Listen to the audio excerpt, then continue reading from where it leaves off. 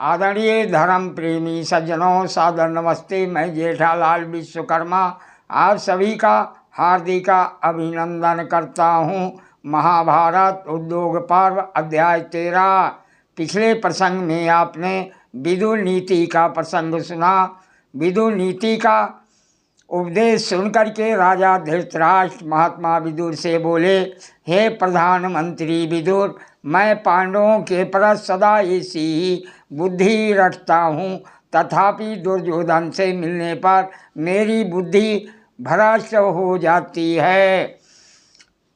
आज का प्रसंग है संजय का कौरव सभा में अर्जुन का संदेश सुनाना, भीष्म पितामह का दुर्योधन को संधि के लिए समझाना, राधा नंदन कर्ण की गर्भोक्त और भीष्म द्वारा उसका उपहास।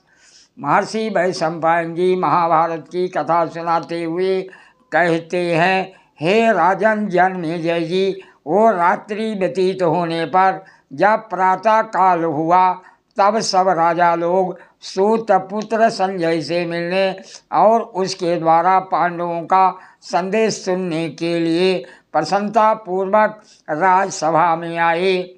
हे भारत, जब वह सब भूपाल आकर यथा योग्य आसनों पर बैठ गए तब द्वारपाल ने सूचना दी कि संजय राजसभा के द्वार पर उपस्थित हैं। द्वारपाल के इतना कहते ही कानों में कुंडल धारण किए संजय रथ से नीचे उतरकर राजसभा के निकट आया और महामना महीपालों से भरी हुई सभा में प्रविष्ट हुआ। संजय ने कहा, हे कौरवों, आपको विदित होना चाहिए कि मैं पांडवों के यहाँ जाकर लौटा हूँ। पांडव लोग अवस्था क्रम के अनुसार सभी कौरवों का अभिनंदन करते हैं। उन्होंने बड़े बूढ़ों को प्रणाम कहलाया है। जो समवयस्क हैं उनके साथ मित्रों उचित बर्ताव का संदेश दिया है और नवयुवकों को भी उनकी अवस्था के अनुसार सम्मान देकर उनसे प्रेमालाप की अभिलाषा प्रकट की है। राजा धृतराष्ट्र ने पूछा, हे संजय, मैं इन राजाओं के समक्ष तुमसे ये पूछ रहा हूँ कि अनेक युद्धों के संचालक और दुष्टों के जीवन का नाश करने वाले उदार हृदय महात्मा अर्जुन ने हमारे लिए कौन सा संदेश भेजा है।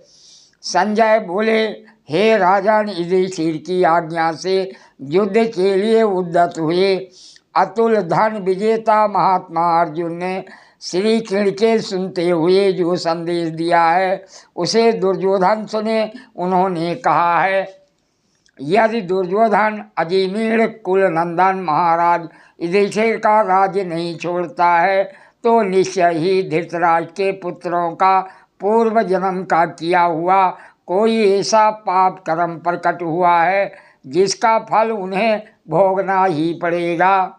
अपने मन को शुद्ध एवं संयत रखने वाले ज्येष्ठ पांडव युधिष्ठिर जब उत्तेजित हो अनेक वर्षों से दबे हुए अपने अति भयानक क्रोध को कौरवों पर छोड़ेंगे, उस समय जो भयानक युद्ध होगा उसे देखकर दुर्योधन को पछताना पड़ेगा। जैसे ग्रीष्म ऋतु में प्रज्वलित अग्नि सब ओर से धधक कर घास फूस तथा जंगलों को जलाकर भस्म कर डालती है, उसी प्रकार क्रोध से तमतमाए हुए युधिष्ठिर दुर्योधन की सेना को अपने दृष्टिपात से ही भस्म कर डालेंगे।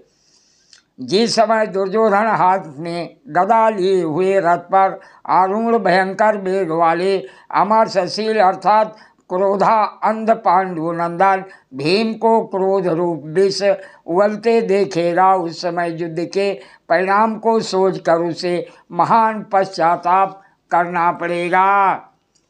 हे संजय, धर्मराज युधिष्ठिर के द्वारा युद्ध के लिए आदेश दिए जाने पर उनके लिए प्राण देने को उद्यत रहने वाले भूमंडल के नरेश जब प्रकाशमान रथों पर आरूढ़ होकर कौरव सेना पर आक्रमण करेंगे, उस समय उन्हें देखकर दुर्योधन को युद्ध के लिए अत्यंत पश्चाताप करना पड़ेगा। शत्रु पक्ष के वीरों का संहार करने में समर्थ अभिमन्यु श्री कृष्ण जी के समान पराक्रमी और अस्त्र विद्या में प्रवीण है। जिस समय वो मेघ के समान बाणों की वर्षा करता हुआ शत्रुओं की सेना में प्रवेश करेगा, उस समय धृतराष्ट्र पुत्र दुर्योधन युद्ध के लिए मन ही मन बहुत संतप्त होगा। धृतराष्ट्र पुत्र दुर्योधन जब रथ पर मेरे गांडीव धनुष को सारथी रूप में भगवान श्री कृष्ण को उनके दिव्य पांचजन्य संघ को रथ में जुटे हुए दिव्य घोड़ों को बाणों से भरे हुए 2 अक्षय तरकसों को मेरे देवदत्त नामक संघ को और मुझे देखेगा, उस समय युद्ध का परिणाम सोचकर वो अत्यंत संतप्त होगा।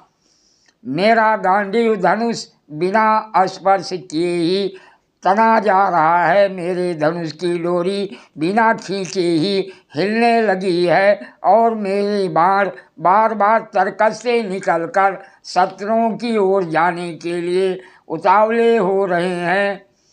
हे सूत, जो पांडव समरभूमि में देवराज इंद्र आदि समस्त देवताओं को भी पाकर उन्हें पराजित किए बिना नहीं रहेंगे, उन्हीं हम पांडवों के साथ ये दुर्योधन हठपूर्वक युद्ध करना चाहता है। इसका मोह तो देखो। फिर भी मैं चाहता हूँ कि शांतनु नंदन वृद्ध पितामह भीष्म कृपाचार्य द्रोणाचार्य अश्वत्थामा और बुद्धिमान विदुर ये सब लोग मिलकर जैसा कहें वही हो। समस्त कौरव दीर्घायु बने रहें। सादर प्रणाम। जय श्री कृष्ण।